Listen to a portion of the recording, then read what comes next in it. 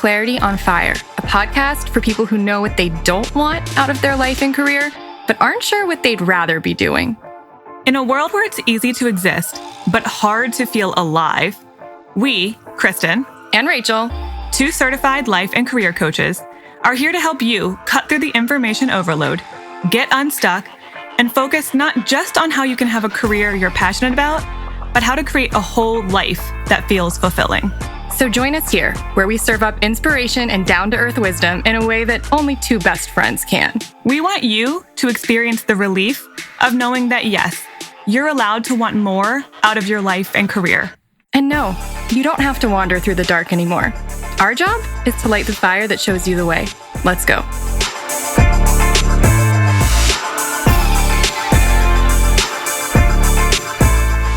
Hi. Hi. We are jumping right into a new episode of Dear Krachel. Yeah, we only have two questions this time, but they were both long. And one in particular, I believe, is going to trigger quite a lot of thoughts for us. So I just figured, let's not try to spread ourselves too thin. Let's dive deep on these two very different questions today. Very different questions. Sometimes we have themes. Maybe we'll discover a theme as we go through, but I'm not so sure these are connected, and that's fine. That's okay. Okay, you want to read the first one? Okay, we'll just jump right in. Dear Krachel, I'm a longtime listener and Clarity on Fire's biggest man fan. I love that. But this is my first Ask Krachel question. I do. I know this individual and he's been following us for quite a long time. So I love that he's piping in with a question. Okay, good. I believe in SMART goals. And I feel like I want to take a quick detour here, because if anyone's like, what is a SMART goal? SMART is just an acronym for setting a particular kind of goals. So the acronym stands for SMART: specific, measurable, attainable, realistic, and time-bound. Yeah. So this is how we set good quality goals that you can actually follow through on. To each of those, and like bullet points about what it means for it to be attainable or for it to be measurable or whatever. But really the one that's important here is the M. So he says, right. I believe in SMART goals, especially the M. So the measurable part of goals. I measure almost every area of my life, but I don't know how to let myself be happy or know I'm doing a good job when the numbers don't back that up. I've had a very successful life with many accomplishments, defeating poverty, obesity, and more. Plus, I just celebrated my 20th anniversary with my wife and best friend. The list of things that I should be proud of goes on and on. But the minute the numbers go the wrong way, the logic goes out the window. I conquered 40 years of obesity and lost 130 pounds. In the 2 years that followed, I put on 30 pounds. I know it's quote unquote good weight as my muscles are growing and I'm setting new weightlifting personal records every few weeks.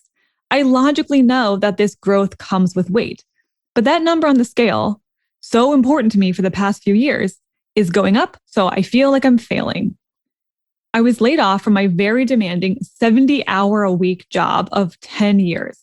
Now, I'm in a job that's compatible with my health and lifestyle goals, but I'm not making the crazy high salary I once was, even though I'm still comfortable, and there's no ladder to climb.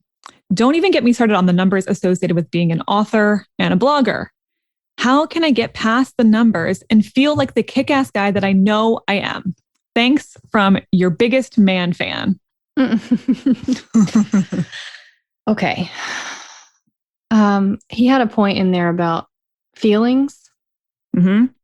I don't know exactly what the words were. I'm going to read you back because our biggest man fan, you gave yourself a clue. Yes. Into the answer here in the way you phrased the question. You said, how can I get past the numbers and feel like the kick-ass guy that I know I am? Thing about numbers is numbers are inherently logical. They are not feelings based.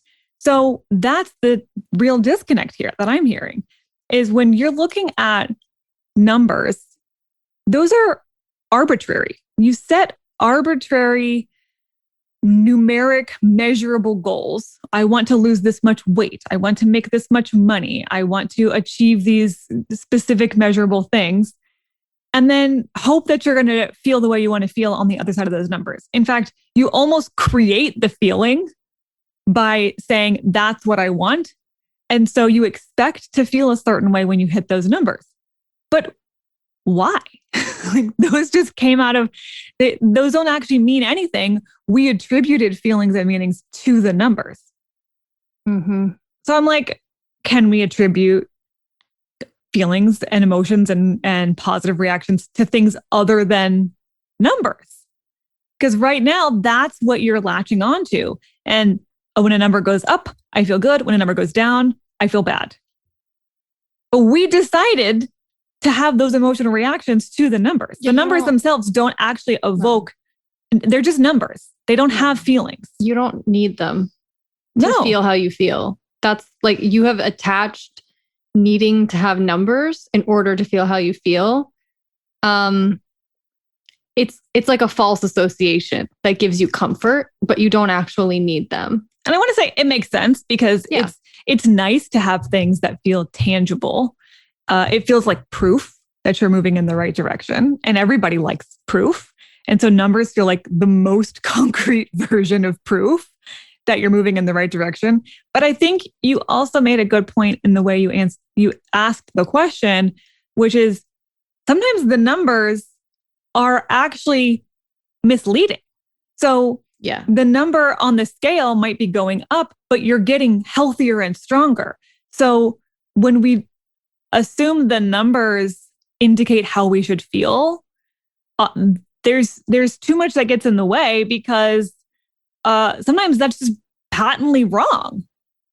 So I want you to redefine what are the mile markers that show I'm moving in the direction I want to be moving in. And they may be numerical and they may not be. I mean, I would challenge you for them not to be, because your instinct is for them to be numbers based. I mean, truly, a number can't really tell you how strong you feel. Mm-hmm. A number cannot tell you how healthy you feel.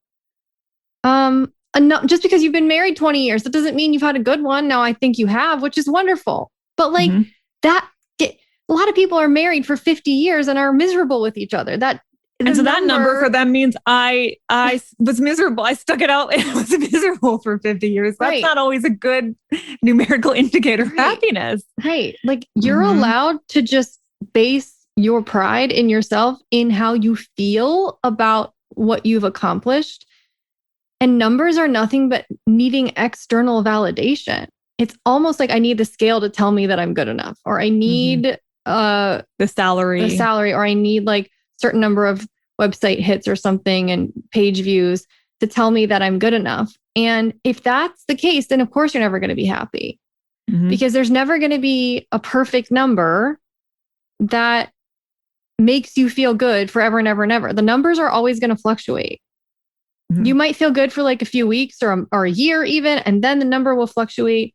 And then you are going to be back to feeling bad because you've attached something as deep as like your happiness and your fulfillment and your worth as a person to something so changeable and external and devoid of any sort of feeling, like a number. Okay. Here's what I want to trick your brain a little bit here, because I know your brain, you know all of this logically. You've said, I know this logically. I know that this is not about the numbers, but your brain keeps going to the numbers. So here's what I want you to do. I want you to allow your brain to use numbers, but use them in a different way. So instead of saying this amount of weight, like this weight on the scale will make me feel good or bad, or this amount of money in the bank, or this amount of comments on my blog. Instead, I want you to figure out what is most important to me. Like, what do I value? How do I most want to feel? Do I want, do I want to feel like a sense of belonging or family or vibrant or healthy? Or like, let's first figure out the feelings. And then I want you to use numbers to decide, how well am I doing? So if you really want to feel healthy, then you can use your numbers to figure out, how healthy am I feeling? Now, you're not allowed to use scale numbers. That's not what I said here. We're just using numbers to figure out, like, 1 out of 10, how healthy am I feeling on a daily basis? If that number is pretty high, you're doing great regardless of the other numbers, like the number on the scale. If I feel like my life is much more imbalanced when I'm working fewer hours and have a better work-life balance, with my new job, then we're doing great. We can rank that highly on the number scale, even if the salary is different than what you were thinking before. So we're just gonna, because I feel like numbers mean whatever we want. Can exactly. I'm like, if you need the numbers, if your brain is wired to respond to numbers, that's fine. And eventually we don't even want the numbers to be like your feelings to be contingent on the numbers. But in the meantime, let's use numbers in a way that's actually reflective of what really matters to you, instead of picking arbitrary ones that aren't they're not really a good indicator of if are we on the right track. So that's my challenge to our biggest man fan and anyone else is start with the feelings and then use the logic and the rational, numbers and the tangible rankings to validate say, are we on track? Exactly. We're going to combine those two parts of your brain. More like reverse engineer. Yeah, exactly. And you still get to use numbers. I also think he needs to go back to last month if he hasn't. And I mean, he probably has if he's listened to so many of our episodes. But revisit that side chat we did about mind, body, spirit balance. Mm-hmm. Because right now, from where he's writing, the CEO role is being filled by his mind. Yep. And his soul has and body have absolutely nothing to do with the equation, which is why he's probably feeling so out of whack. Like the soul is the thing that gets to go, no, I want to feel things and it needs to be in charge. Yeah. The soul can decide, I want to feel healthy and strong. And then you can use the mind to say, how are we going to measure healthy and strong? And the mind gets to decide the best measuring tool. And you know what? I bet your mind, because it sounds like you're very smart and very logical. And I think your brain is going to say, I don't actually know if the number on the scale is the best way to measure what my soul wants. Let's find a better way to measure it. And then your brain and your logical side is being used for a better purpose that actually is going to move you in the direction of your real goals. So if we're talking about the SMART goals, your soul creates the goal and then your brain works the SMART method to make that goal happen. But right now your brain's setting the goal and the method. Right. And it doesn't actually feel that great because there's a part of you that's like, this is not right. It feels the disconnect. It feels like, I know this number shouldn't matter. Why does it matter? Yeah, because your brain set the number. And that's not its job.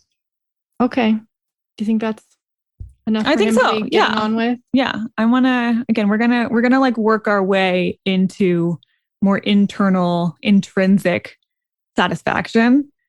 But you don't have to give up your numbers yet. We can detox slowly from that. Exactly. I know you're very attached to them, but yeah, we need to start with, how is it that I actually want to feel? Mm-hmm. I want to feel strong. I want to feel healthy. I want to feel fulfilled. I want to feel, like what I do is rewarding me. I want to feel balance. And then, okay, well, how is what I have already contributing to that? Mm-hmm. I'm already doing a lot of things that are making me feel this way. I bet your numbers are going to be pretty high from some of the things, the big changes you've mentioned you already made. And if you want to keep growing in those areas, you can figure out what more can I do? What additional goals can I set to help those numbers go up? But those are the numbers that matter. Those are the numbers indicating, am I feeling how I want to feel in my life? Am I experiencing what I want to experience on a daily basis? They're not arbitrary anymore. We're now assigning them more meaning. So try that out. And I would love to hear how that goes and if that shifts the calculus for you. Not to be too on the nose. Okay. All right. Now for something totally different. Very different. Dear Krachel, is pornography bad? I've been married for 6 years and my husband has been looking at pornography for all of them. I don't want porn to be part of any relationship I'm in. I have objections about the treatment of women in the industry, and I have a real problem with the way women are constantly objectified by men. In my mind, pornography is making this problem so much worse. I thought my husband had stopped looking at porn 3 years ago and just found out that he hasn't stopped at all. He's been looking at it almost daily and has told me literally hundreds of lies about how he doesn't even think about it anymore or that it's not even hard for him not to look at it. I'm so upset and hurt, and my trust in him is shattered. I feel like our whole relationship has been a lie.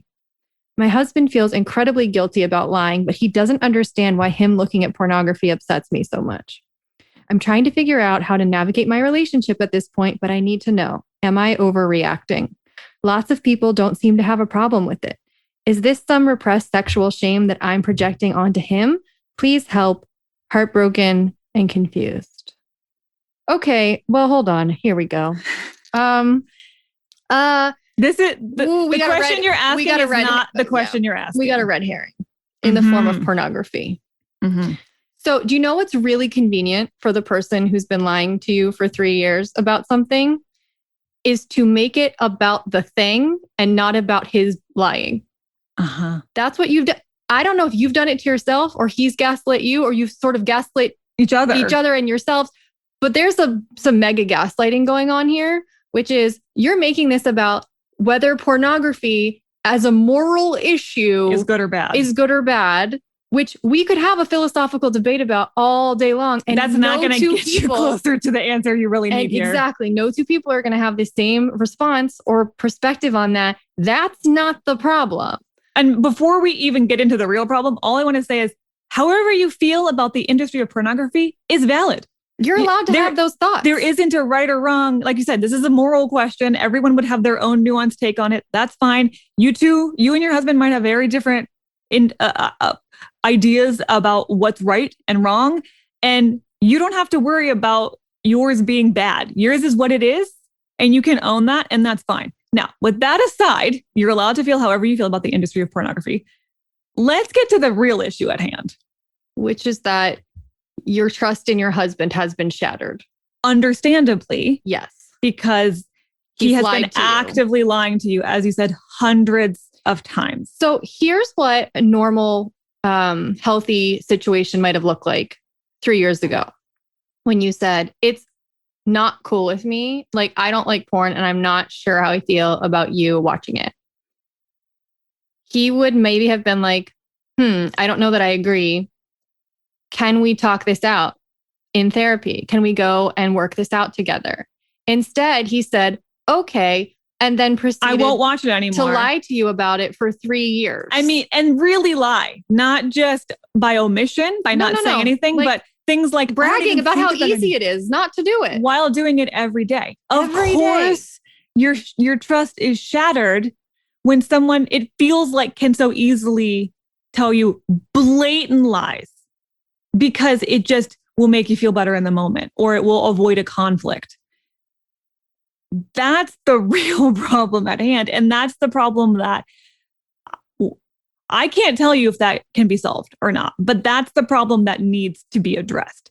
We don't need to figure out the moral implications of pornography here. No.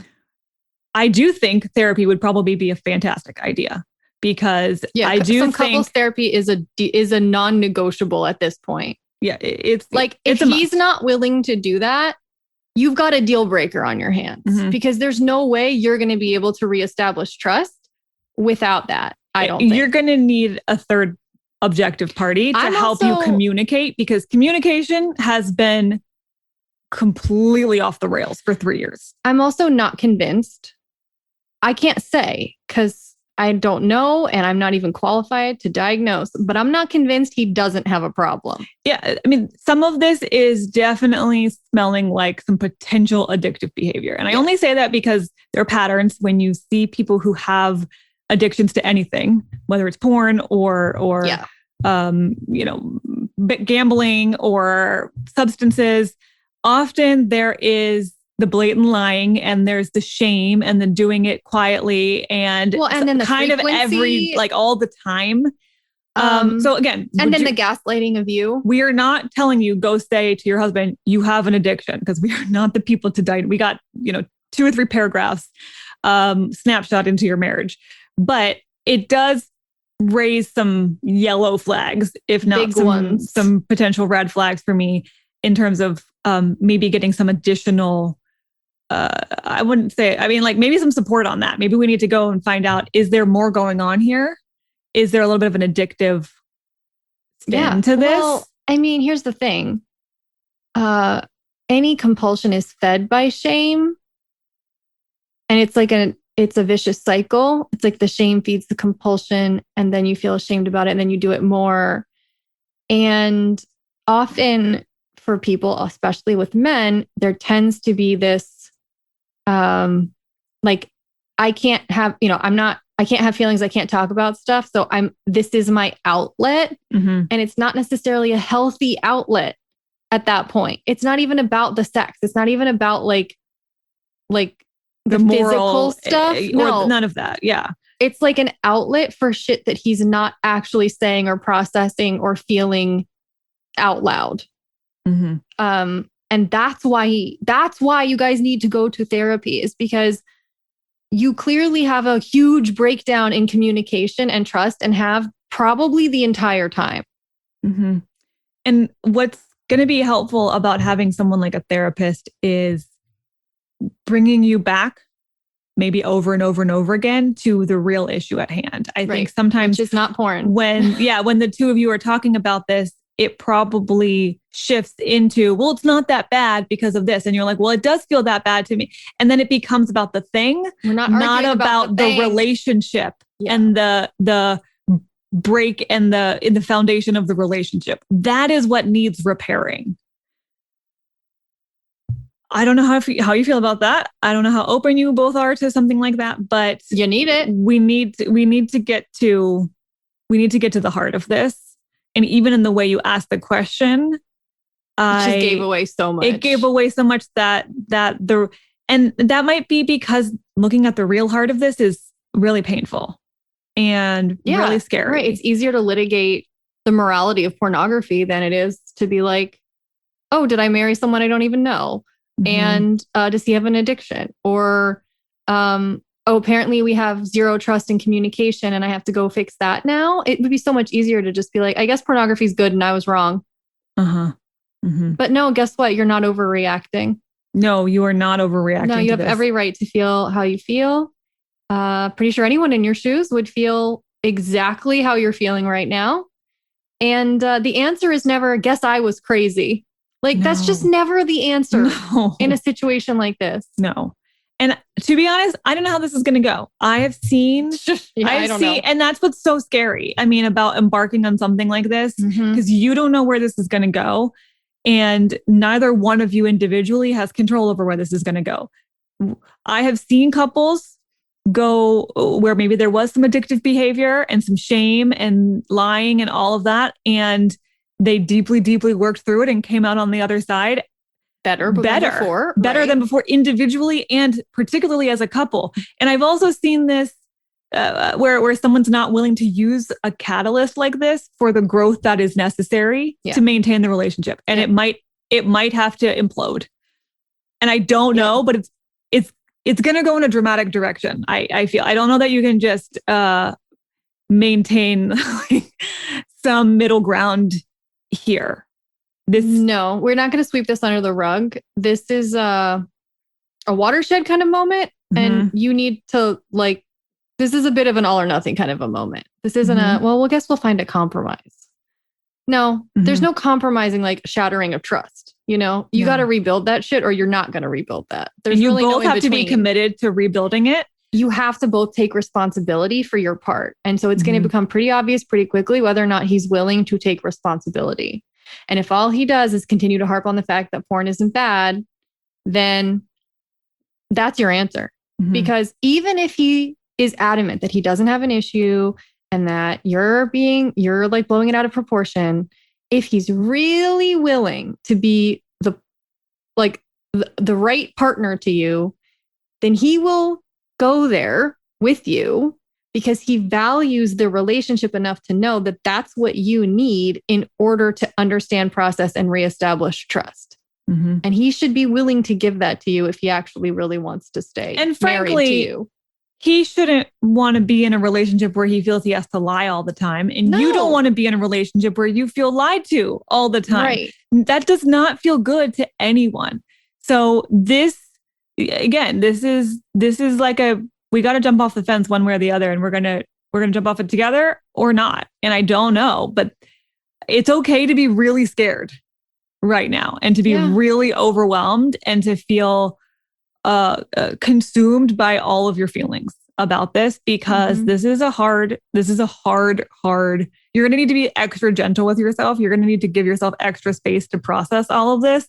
And frankly, you're going to need some extra time to process it potentially together. Do you know what she really needs to read is Love Warrior?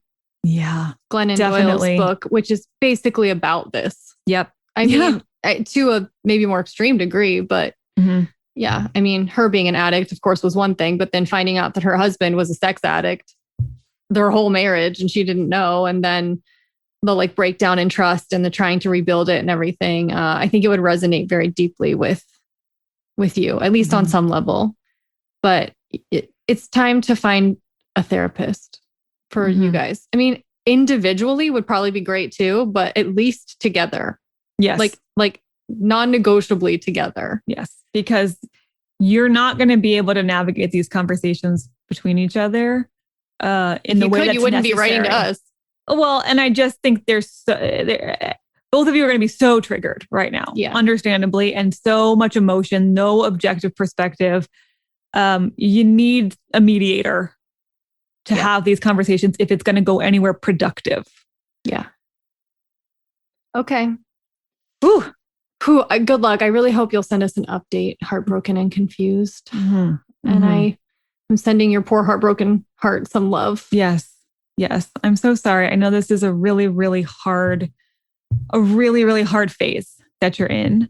But there is healing either for you or for both of you together. But there is healing on the other side of this. Yeah. Okay. Woo.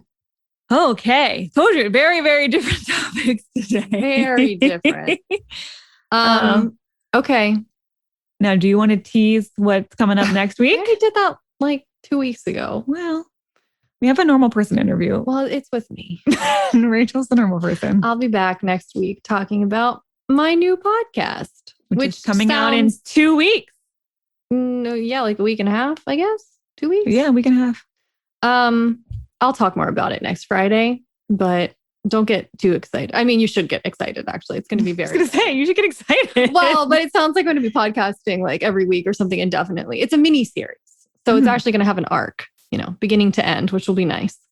But yeah, come back next Friday and hear me talk about my new podcast. Okay, we'll see you then. Bye.